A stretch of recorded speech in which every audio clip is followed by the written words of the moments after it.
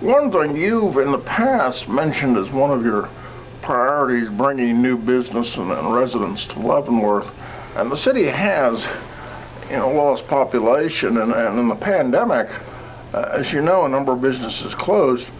What do you think what if you are reelected, what do you plan to do in the state legislature to help bring businesses to Leavenworth? Yeah, that's a great question. What got me into politics a few years ago was my neighbors.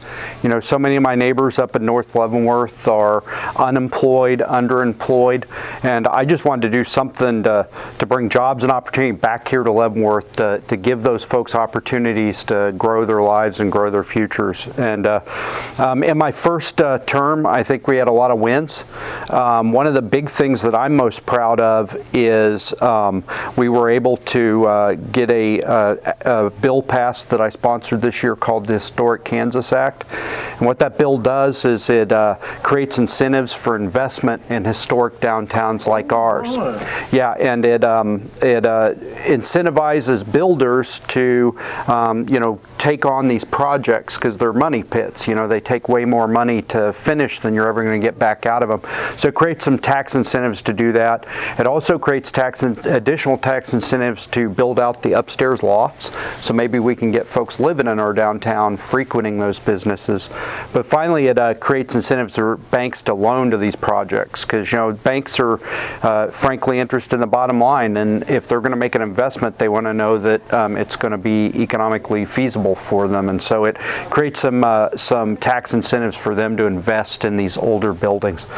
Another big thing that we did this year with bringing jobs and opportunity back to Kansas is this Panasonic plant. The legislature voted on a package of incentives to bring these big, huge corporations with thousands of jobs here to Kansas, because in the past we've been losing out on those. And it was supposed to be a secret who was coming, but it was the worst kept secret in Kansas. Everybody in the legislature knew DeSoto and a battery plant, and there was a lot of talk that it was Panasonic, but we weren't certain. But DeSoto's just right across the river from Linwood, and so that's 4,000 jobs that are coming here to our region, and it's supposed to also bring regional suppliers, which is going to be another 4,000 jobs. Hopefully, some of those businesses are going to settle right here in Leavenworth County.